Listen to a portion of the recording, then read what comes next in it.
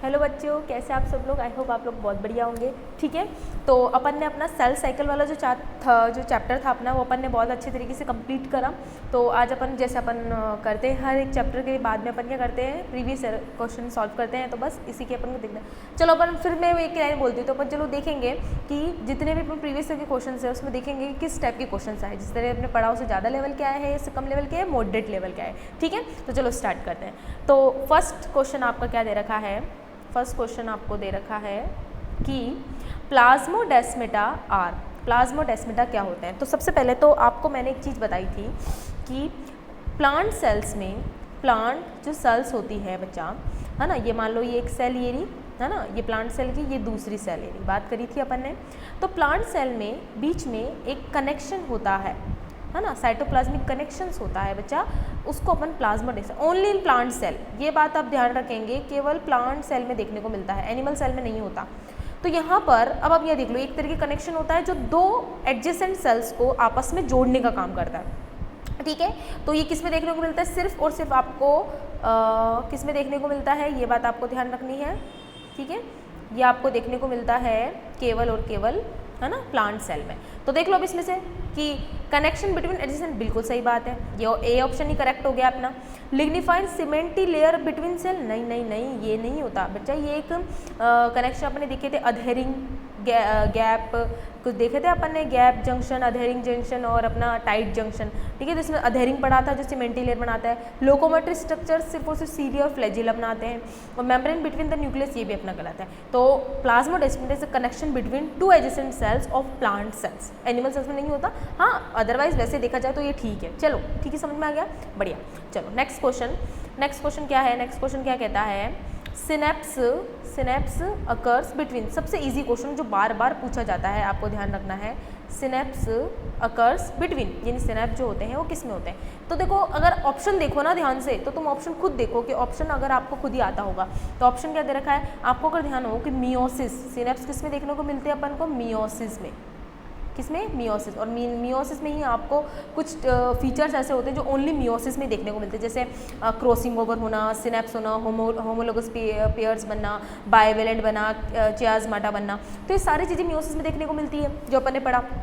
तो सिनेप्स क्या होते हैं, जब दो होमोलोगस क्रोमोसोम आपस में जुड़ते हैं, है ना, तो उनके जो आर्म आपस में, आर्म जो होते हैं ना, आर्म जब आपस में जुड़ते हैं तो उसको क्या बोलते हैं, सिनेप्स बोलते हैं। तो देख लो अब ऐसा कहाँ है, तो ये ना ए ऑप्शन ही करेक्ट है इसका, तो सेकंड का ए ऑप्शन करेक्ट हो जाएगा। बाकी के तो वैसे ही गलत दिख रहे हैं आपको, आप देख लो ऑप्शन में। ठीक है, चलो नेक्स्ट क्वेश्चन देखो बच्चा, नेक्स्ट क्वेश्चन क्या बोलता है, हाँ नेक्स्ट थर्ड क्वेश्चन क्या बोलता है आपको, middle lamella is composed mainly of. अब मैं आपको बता चुकी थी कि मिडल लेमिला जो भी, ये भी एक तरीके की सिर्फ और सिर्फ प्लांट सेल में प्रेजेंट होता है, ये बात आपको बताया था। मिडल लेमिला एक दो सेल के बीच में, अगर मैं आपको बोलूँ ये दो सेल है, तो दोनों सेल के बीच में एक डिपोजिशन लेयर होती है जो दोनों को आपस में जोड़ के रखती है, बात करी थी अपन ने, है ना। तो अभी जो मिडल लेमिला होता है बच्चा, ये किसका बना होता है, ये बना होता है कैल्शियम प्लस पेक्टेट का। किसका बना होता है, अब देख लो कहाँ है, फॉस्फोग्लिसरेट नहीं, हेमिसोलिनस नहीं, म्यूमेरिक एसिड नहीं, और कैल्शियम पेक्टेट, ये आपको ध्यान रखना। तो आंसर डी इसका सही हो जाएगा। आया आपको समझ में। ठीक है बच्चे, तो याद करने वाले क्वेश्चन थे ये, तो ऑप्शन को देखने वाले क्वेश्चन भी नहीं थे, मतलब नाम आते ही आंसर देने वाले थे, ऑप्शन देखने वाले भी नहीं थे। आप बिना देखे पर लगाते हो ना तो भी आपको सही जाएगा, अगर आपको कॉन्सेप्ट ध्यान हो तो। ठीक है, चलो नेक्स्ट क्वेश्चन, नेक्स्ट क्वेश्चन क्या बोलता है अपना, नेक्स्ट क्वेश्चन क्या है अपना, फोर्थ नंबर का क्वेश्चन क्या बोलता है, एक मिनट इसको थोड़ा और नीचे कर लेते हैं। Cytoskeleton is a made of, अरे ये मैं तुम्हें 10 बार नहीं 100 बार बता चुकी हूँ बच्चा। साइटोस्केलेटन आपकी दो चीज़ों से मिलकर बनता है, एक तो मैं कहाँ यहाँ लिख देती हूँ, है ना। फर्स्ट है माइक्रो फिलामेंट, ठीक है, और दूसरा है माइक्रोट्यूब्यूल, ध्यान है, अपन ने बात करी थी इसके बारे में, अपन ने चर्चा करी है दो चैप्टर्स में। तो ये दोनों ही प्रोटीन के बने होते हैं, किसके बने होते हैं, प्रोटीन के बने होते हैं।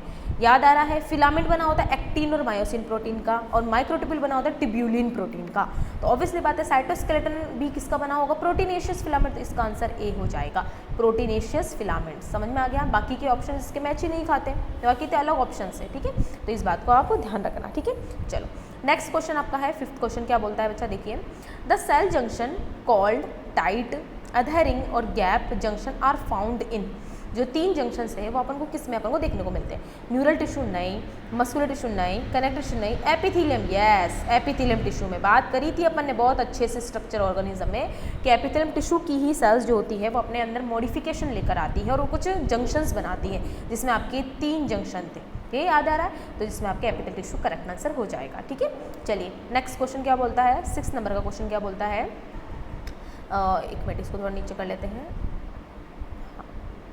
हाँ 6 नंबर का क्वेश्चन क्या बोलता है, give below the schematic breakup of phases and stage. Okay ठीक है, अरे वाह, क्या मतलब आप सेल साइकिल पढ़ रहे हो और ये डायग्राम नहीं है, ऐसा तो हो ही नहीं सकता, आपको मिलेगा ऐसा diagram.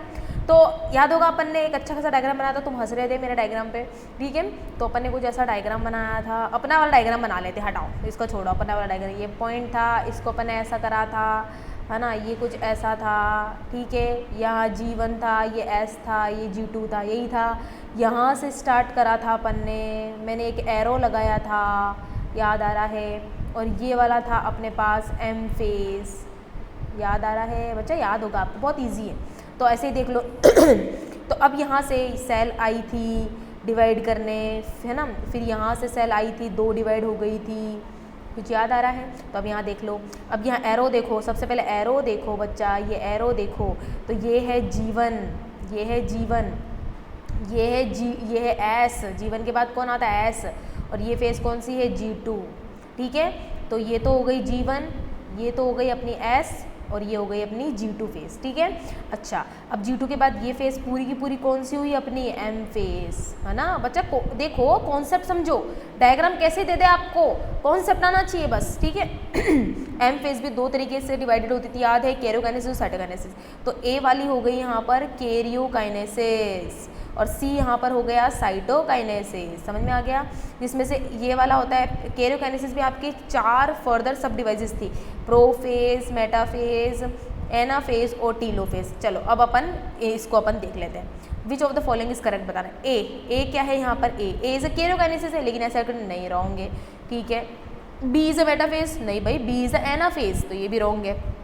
C is a karyokinesis, नहीं भाई, सी इज अ साइटोकाइनेसिस, ये भी रॉन्ग है। और D is a synaptic phase, oh my God, बिल्कुल सही बात है कि D is a synthetic phase, तो यहाँ पर डी ऑप्शन इज करेक्ट हो जाएगा। समझ में आया आपको, देखो इतना इजी क्वेश्चन है, अपन ने इसको अच्छे से, इसलिए मैंने आपको उस पूरे लेक्चर में डायग्राम बनाए रखा था, मैं तुमको बोल भी रही थी कि तुम मेरे को मत देखो, उस डायग्राम को देखते जाओ। देखो आ गया ना क्वेश्चन, अभी एक और आ सकते हैं, ऐसे क्वेश्चन बनते हैं, ठीक है। चलो नेक्स्ट क्वेश्चन आपका क्या बोल रहा है, 7th नंबर का क्वेश्चन क्या बोलता है, देयर इज नो DNA इन। अब आपसे पूछ रहा है कि ऐसे सेल बताओ जिसमें DNA नहीं है। पहला हेयर रूट्स भले कोई भी हो, न्यूक्लियस होगा तो इसमें DNA होता है। एन ई न्यूक्लियोटाइड, बच्चा ई न्यूक्लियोटाइड है, इसका मतलब ओवम तो है लेकिन उसके पास DNA नहीं है, मतलब न्यूक्लियस नहीं है। अब अगर न्यूक्लियस नहीं होगा तो फिर DNA तो होना चाहिए, ठीक है, मतलब DNA नहीं होगा, ऑब्वियसली बात है। आपको पता है कि यहाँ पर ये थोड़ा गलत लग रहा है मेरे को, एक मिनट रुको, मैं इसका एक ऑप्शन और देखते हैं, ठीक है। तो ई न्यूक्लियोटाइड, एक मिनट है ना, इसका एक ऑप्शन और देखते हैं, एक ऑप्शन क्या बोल रहा है बाकी का, हाँ मैच्योर RBC, ये बिल्कुल सही है, क्योंकि मैच्योर RBC के अंदर न्यूक्लियस नहीं होता, तो न्यूक्लियस नहीं है तो DNA भी नहीं होगा, तो ये ऑप्शन करेक्ट हो जाएगा वैसे हिसाब से। अब सुनना, और मैच्योर स्पर्मेटोजुआ, मतलब स्पर्म हो और ओवम हो दोनों में ही DNA होता है। अब आप देखो कंफ्यूज मत हो, यहाँ पर थोड़ा यहाँ एरर लग रहा है मुझको, यहाँ मुझे कुछ एरर लग रहा है, यहाँ पर न्यूक्लिएटेड आएगा पहली बात तो, ई न्यूक्लिएटेड ओवम होता ही नहीं है, न्यूक्लियस तो होगा ही ना, ऑब्वियसली बात है, तो उसमें खुद का DNA भी तो अरे भाई मदर का भी तो DNA होगा, तो यहाँ ई को हटा देना, न्यूक्लिएटेड करना, तो इसमें भी DNA होता है, ठीक है। और क्या बोलते हैं आपका, हाँ मैच्योर RBC में आपको पता है, मैंने आपको बता दिया था, मैच्योर RBC न्यूक्लियस नहीं होता तो ऑब्वियसली DNA नहीं होगा, और स्पर्मेटोजुआ के अंदर भी DNA होता है, तो ये वाला ऑप्शन अपना करेक्ट हो जाएगा, ठीक है। चलिए नेक्स्ट क्वेश्चन आपका क्या बोलता है, during mitosis ER nucleolus line. बच्चा इस चैप्टर में आप क्वेश्चन को अच्छे से पढ़ना, देखो क्यों इसका रीजन मैं बता दूँ। देखो आपको बोला गया ड्यूरिंग माइटोसिस के समय ER और न्यूक्लियोलस बिगेन टू डिसअपियर। अब यहाँ पर लिख रखा है बिगेन, और यही लाइन मैंने आपको अगर आपने लेक्चर को ध्यान से पढ़ा हो, मैं जब आपको माइटोसिस पढ़ा रही थी तब मैंने लाइन लिखवाई थी, अर्लियर प्रोफेज और लेट फेज में, अर्लियर प्रोफेज में तो डिसअपेयर होना स्टार्ट हुई थी, लेकिन लेट फेज में कंप्लीट डिसअपेयर हो गया था।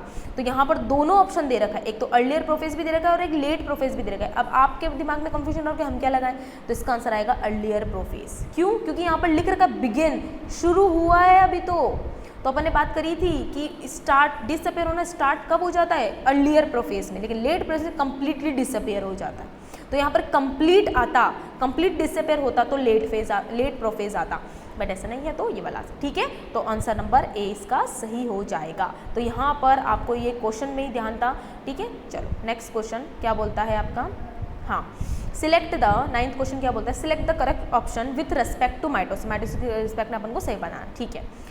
Chromosomes move to the spindle fibre, okay, chromosomes move to the spindle equator and get align along equator plate in the metaphase, बिल्कुल सही ऑप्शन है, बिल्कुल सही है भाई। मेटाफेज में इक्वेटर प्लेन बनता है और वो एक प्लेन में आ जाता है, सही है। Chromatid separates but, chromatid separates हुए but remains in the centre of the cell in anaphase, नहीं। अब यहाँ पर आप बहुत ही इंपॉर्टेंट बात सुने ध्यान से, देखो बच्चा, ये बोल रहा है कि क्रोमेटिड्स ये अपने पास कुछ ऐसा स्ट्रक्चर था, अगर ध्यान हो तो, और इसमें अपने पास कुछ एक स्ट्रक्चर अपन ने ये बनाया था, ठीक है। अब ये अटैच्ड है सेंट्रोमियर से, अब क्या होगा, अब इसमें फोर्स लगेगा तो ये ऐसा हो जाएगा, है ना, ये कुछ ऐसा होगा, ये देखो कुछ ऐसा होगा। दोनों में फर्क दिख रहा है आपको? क्या बोल रहा है कि क्रोमेटिड सेपरेट्स, क्रोमेटिड सेपरेट, देखो क्रोमेटिड सेपरेट्स हो चुके हैं, यहाँ सेपरेट नहीं थे। ये स्ट्रक्चर आपको देखने को मिलता है मेटाफेज में, मेटाफेज में।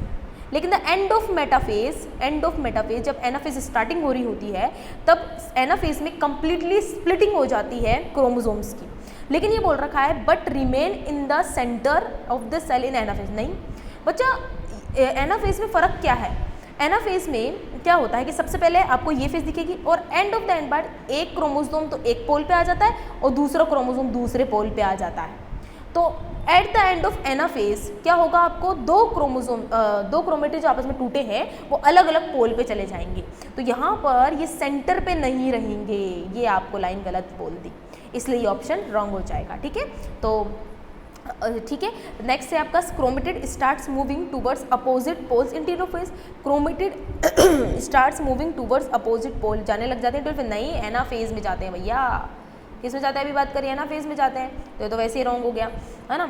और गोल्जी का complex and ER are still visible in that of, नहीं भाई देखो आ गई ना बात, एंड ऑफ प्रोफेज बात करी मैंने, क्योंकि एंड ऑफ प्रोफेज में कंप्लीटली डिसअपियर हो जाता है, तो ये रॉन्ग हो जाएगा, ठीक है। तो ये बात ध्यान रखना है। तो स्टिल विजिबल होता है अर्लियर प्रोफेज में, लेकिन एंड ऑफ द प्रोफेज यहाँ पर आपको थोड़ी थोड़ी मेमोरीज दिखेंगी, लेकिन एंड ऑफ द प्रोफेज पूरी तरह से डिसेबल। तो अगर देखा जाए तो ए ऑप्शन करेक्ट है बाकियों के मुकाबले, तो ए ऑप्शन बिल्कुल करेक्ट है। तो 9th का ए ऑप्शन करेक्ट हो जाएगा। चलिए नेक्स्ट क्वेश्चन, नेक्स्ट क्वेश्चन क्या बोलता है, हाँ 10th क्वेश्चन क्या बोलता है, at metaphase chromosomes are attached to the spindle fibre, आपको पता है कि मेटाफेज में chromosomes are attached to spindle fibre, बिल्कुल सही बात है। By their satellite to secondary constriction, नहीं भाई काइनेटिक और सीधा सिंपल, मैंने आपको ये चीज़ बताई थी, बस नाम सुनते ही तुम्हारे भेजे में बस आंसर आ जाना चाहिए, ठीक है। चलो बढ़िया। नेक्स्ट क्वेश्चन है 11th वाला, आइडेंटिफाई द मियोटिक, ध्यान से सुनेंगे, आइडेंटिफाई द मियोटिक स्टेज। अब यहाँ मियोसिस आ गया, ये बात ध्यान रखें। In which the homologous pairs, homologous chromosome जानते हैं, ये होमोलोगस क्रोमोसोम्स होते हैं, ये कुछ इस तरीके के आपको देखने को मिलते हैं, है ना, ये कुछ इस तरीके का होता है, ये थोड़ा बड़ा बना देती हूँ, ठीक है ना, कुछ इस तरीके के होमोलोगस क्रोमोसोम्स होते हैं। सेपरेट्स तो जाते हैं, बट ये सेपरेट तो हो जाते हैं, मतलब ये इस तरीके के सेपरेट्स तो दिखेंगे आपको, ठीक है, सेपरेट हो गए हैं। While the sister chromatid remain associate with the centromere, but की सिस्टर क्रोमेटिड्स आपस में रहते हैं। ऐसा कब देखने को मिलता है बच्चा, ये आपको देखने को मिलता है एनाफेज में। ये आप देखो, अगर आपने, मैं पूरा नहीं समझाऊंगी ये बात, क्यों, क्योंकि आपको ये चीज़ याद होनी चाहिए बच्चा। अगर आपने ये चीज़ ढंग से पढ़ी होंगी तो आपको ये चीज़ याद करने वाली नहीं, समझने वाली बात है। एनाफेज फर्स्ट याद होगा, मियोसिस दो तरीके के दो डिवीजन में होता है, एक तो मियोसिस फर्स्ट, मियोसिस सेकंड में। मियोसिस फर्स्ट में होमोलोगस पेयर्स बनते हैं, जिसमें वो आपस में कनेक्ट भी होते हैं और टूटते भी हैं होमोलोगस पेयर्स में, लेकिन सिस्टर क्रोमेटिड्स नहीं टूटते जब तक मियोसिस सेकंड नहीं आता। तो मियोसिस सेकंड में सिस्टर क्रोमेटिड टूटते हैं, लेकिन सिस्टर क्रोमेटिड्स रहते हैं, रिमेन किस में है, मियोसिस फर्स्ट में। तो यहाँ पर अपने पास ये आंसर हो जाएगा एनाफेज फर्स्ट। तो एनाफेज फर्स्ट में ऐसा आपको देखने को मिलता है, ये ध्यान रखना, ठीक है। चलो नेक्स्ट आपका क्वेश्चन है 12th वाला, क्या बोलता है, गिवन बिलो, एक मिनट, अरे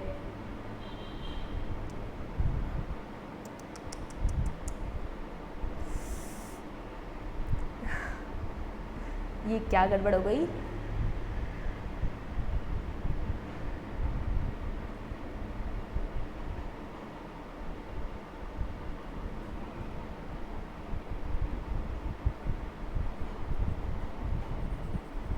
हाँ, हो जाता है कभी कभी, ठीक है।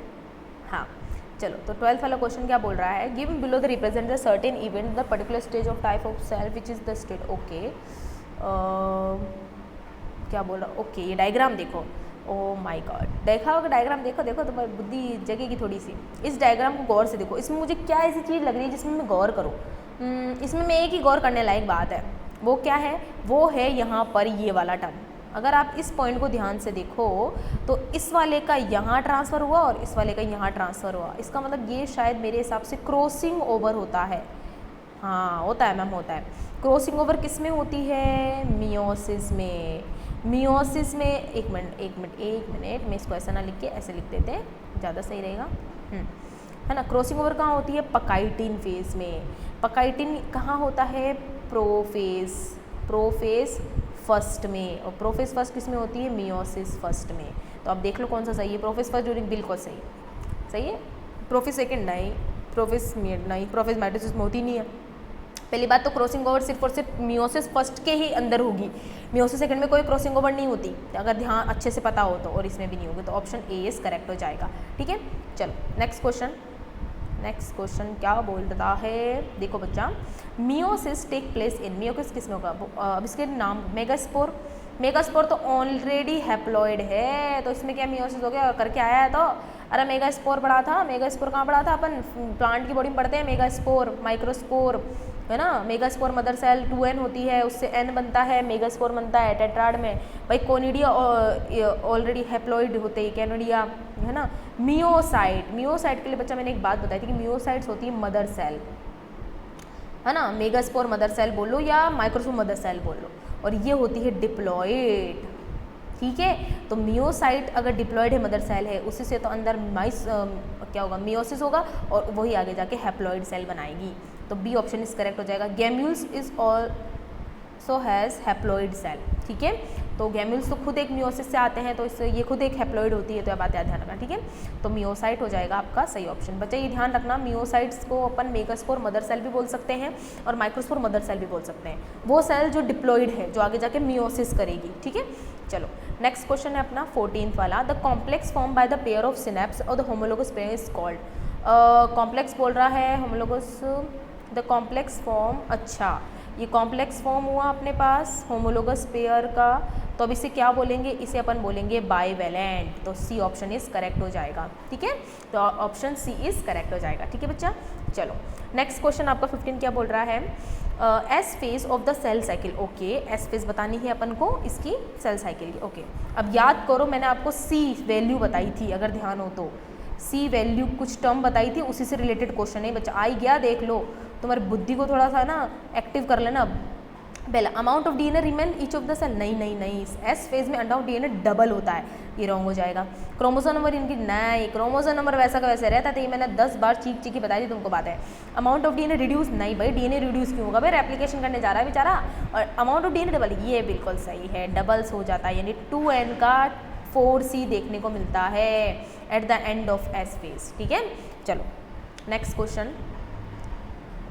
क्वेश्चन क्या है, 16 नंबर का क्वेश्चन क्या बोल रहा है, during which phase of cell cycle amount of DNA remain 4c हो जाएगा at the initial point of 2c, पहले वो 2c था, if the initial amount is denoted 2c, पहले वो 2c था, 2c से वो 4c हो गया, तो वो कब देखने को मिलेगा, जब वो किसके अंदर होगा, जब वो आपको यहाँ पर जीवन में नहीं, जीवन के अंदर आपको 2n से 2c ही देखने को मिलता है ना। एस फेज के अंदर आपको एस फेज में भी आपको 2n और 2c ही देखने को मिलेगा, ठीक है। एंड ऑफ एस फेज आपको देखने मिलेगा, G2 फेज में आपको 2n और 4c देखने को मिलेगा, तो ऑप्शन बी इज करेक्ट हो जाएगा। ध्यान रखना इस बात को बच्चा, ये आपको आना चाहिए, ये चीज़ मैंने आपको बहुत ही बताई थी अच्छे से, लेक्चर में आपको मैंने समझाया था। आई होप इसमें कोई दिक्कत नहीं आएगी। देखो आ गए, यहाँ से 2 क्वेश्चन बन गए, इसलिए मैंने चीज़ आपको पहले ही समझा दी। ठीक है, चलो G2 और M तो होगा ही नहीं। G2 के अंदर तो वैसे 2N का 2C रहता है, और M के अंदर M फेज में तो वो 2C 4C 2C बन जाता है, तो ये भी नहीं, और G0 तो वैसे ही नहीं है। चलो इसका आंसर भी हो जाएगा। 17 वाला क्वेश्चन क्या बोलता है, arrange the following event of meiosis in correct sequence. Oh my God, meiosis की सीक्वेंस बताने बहुत ईजी है। सबसे पहले मियोसिस में क्या होता है, मियोसिस फर्स्ट में आपको सारे टर्म्स देखो बच्चा। अब अच्छा टर्म्स को, एक मिनट में इसको थोड़ा नीचे कर लेती हूँ। तो देखो सबसे पहले क्रॉसिंग ओवर, नहीं पहले क्या बनेंगे, सिनेप्स बनेंगे। तो सबसे पहले सिनेप्स बनेंगे, उसके बाद सिनेप्स बनने के बाद क्रॉसिंग ओवर होगा। क्रॉसिंग ओवर के बाद अब क्या होगा, क्रॉसिंग ओवर के बाद अब होगा टर्मिनलाइजेशन, मतलब आप टूटेंगे बीच में से, तो ये होगा। ठीक है, और लास्ट में जब प्रोफेस कंप्लीट हो जाएगा, तो प्रोफेस फर्स्ट की फेजेस थी ये तीनों, प्रोफेस कंप्लीट होने के बाद मेटाफेस होता है, प्रोफेस कंप्लीट होने के बाद जब ये चीज़ें हो जाती है इवेंट में, तो लास्ट में प्रोफेस के अंदर लेट प्रोफेस फर्स्ट के अंदर आता है, जब न्यूक्लियोलस सब डिसअपेयर हो जाएगा, तो ये वाला हो जाएगा लास्ट। देखो बी, फिर हो जाएगा अपने पास ए, फिर हो जाएगा सी, फिर हो जाएगा डी। तो देख लो BACD, तो ए ऑप्शन इज करेक्ट। ठीक है, चलो बढ़िया।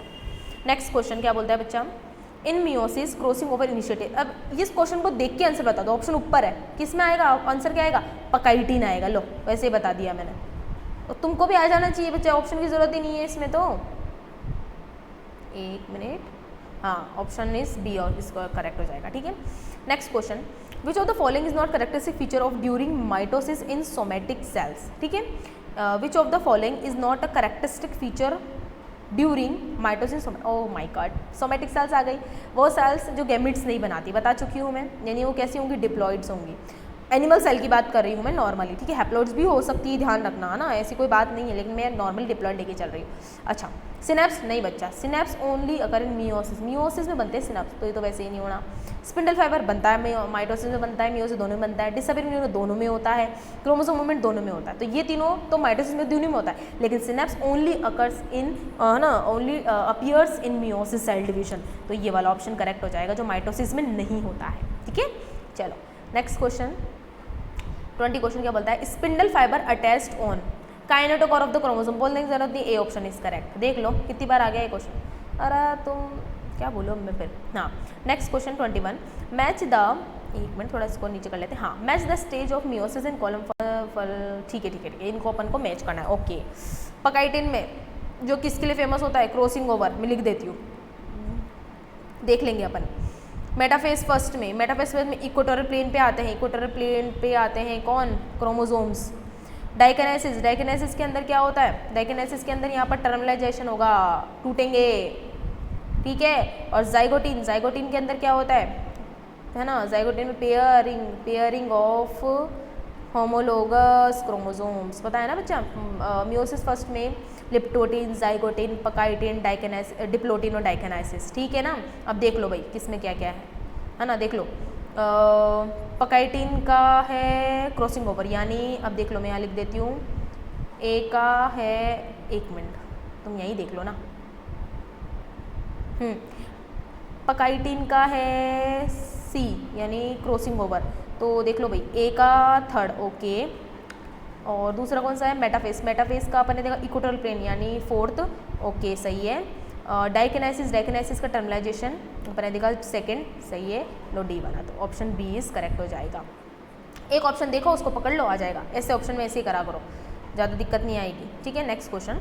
हाँ, when cell has stale, what is the meaning of stale. Stale का मतलब होता है ठप, बंद हो जाना।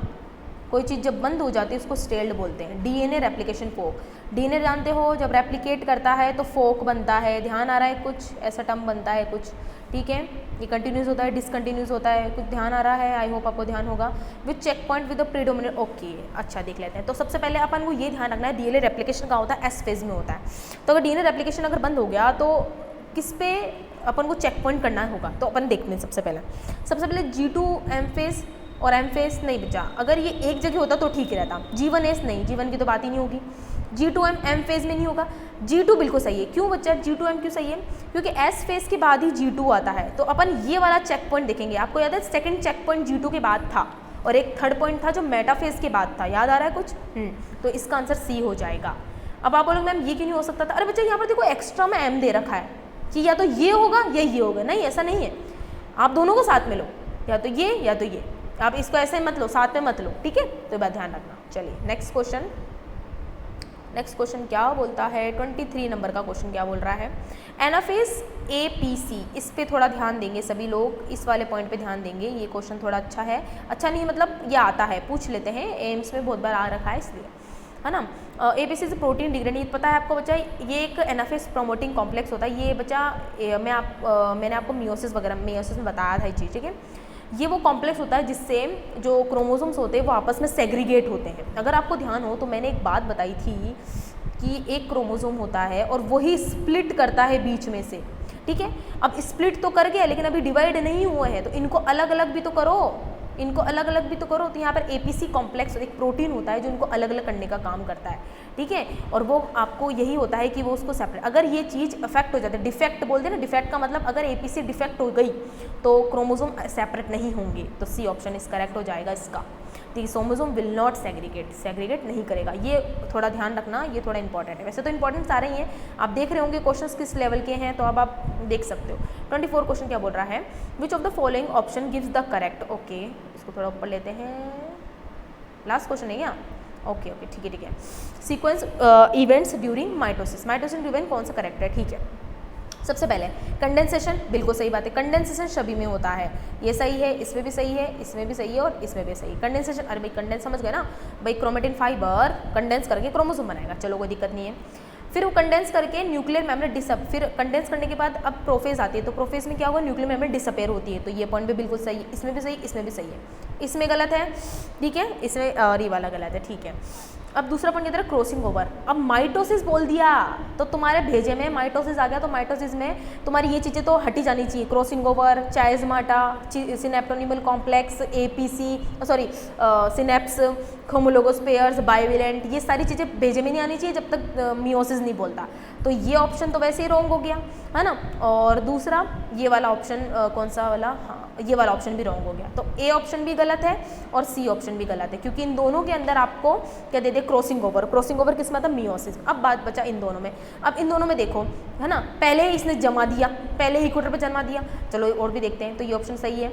दूसरा है अरेंजमेंट एंड, हाँ अब डिसअपेयर के बाद अब होगा, तो कंडेंसेशन किस में होता है, कंडेंसेशन होता है प्रोफेज में, ठीक है, और ये कौन सा होता है, अर्लियर प्रोफेज में, ये होता है लेट प्रोफेज में।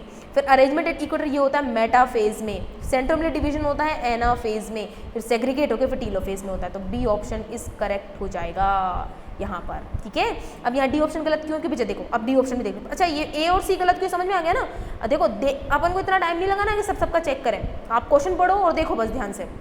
कंडेंसेशन सही है, arrangement of equator, centromere division हो रहा है, सेग्रेशन, अब डायरेक्ट अरेंजमेंट करा रहा है इक्वेटर पे, अब कंडेंसेशन के बाद वो भी तो बताया कि भाई इसका क्या हो रहा है, न्यूक्लियर मेम्ब्रेन जो भी हो रही है वो चीज़ हो रही है, ठीक है। तो ये बात आपको ध्यान रखनी है ना, सेंट्रोमियर डिवाइड करता है, देन सेग्रीगेशन होगा, देन टीलोफेज होगा, सही बात है, लेकिन यहाँ पर एक ऑप्शन गलत हो जाएगा, तो ये ऑप्शन गलत हो जाएगा, ठीक है।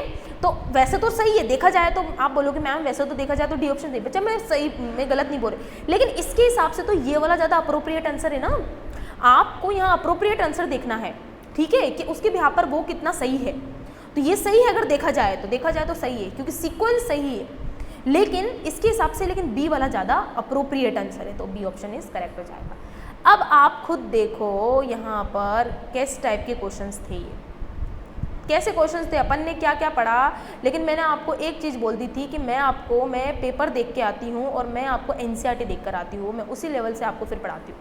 अगर आपने ये चीज़ देखी होगी तो आई होप आपको ये चीज़ समझ में आएगी, तो आप देख लो कितने क्वेश्चन थे, 24 क्वेश्चन थे, 24 के आई होप अगर आपने ढंग से पढ़ा होगा तो सारे हो गए होंगे प्रीवियस ईयर के क्वेश्चन। बाकी की बात अलग है, थोड़े हम लेवल के बनाते हैं, बट वो तो हम आपके लिए करते हैं बच्चे, ताकि आपको दिक्कत नहीं है समझ में। तो चलो अब इसको एंड करते हैं। अब आपको कुछ नहीं करना है, अपने NCERT एक बार, अगर इसमें वापस दिक्कत आ रही है एक बार वापस से पढ़ो, लेक्चर देख लेना एक बार और फिर वापस क्वेश्चंस को करना। आएंगे क्वेश्चंस आएंगे, एक नहीं 2 बार गलत होगा, 3 बार गलत होगा, लेकिन बार बार थोड़ी ना गलत होगा, ठीक है। चलो तो इस लेक्चर को एंड करते हैं, ठीक है।